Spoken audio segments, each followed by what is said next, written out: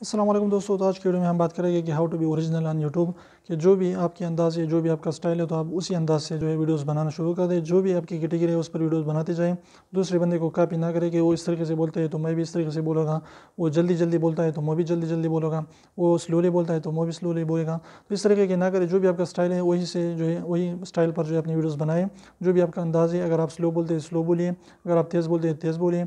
और जो भी आपका अंदाज़ है वही से वीडियो बनाते जाए। इंशाल्लाह एक ना एक दिन जो है आप ज़रूर यूट्यूब पर कामयाब हो सकते हैं।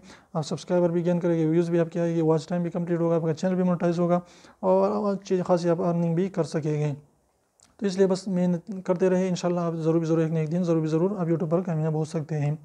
तो उम्मीद करो छोटी सी वीडियो, ये छोटी सी जो है टिप आपको पसंद, वीडियो पसंद है तो प्लीज़ वीडियो को लाइक कर दीजिए, चैनल को सब्सक्राइब करना ना भूलिए और सब्सक्राइब को ज़रूर दबाए, बिल्कुल फ्री, एक भी इसका पैसा नहीं लगता। तो अभी एक सेकंड निकाल लीजिए, उसको प्रेस कर लीजिए। तो इंशाल्लाह फिर मिलते हैं मेरे साथ, तब तक इजाज़त दीजिए। अल्लाह हाफिज़।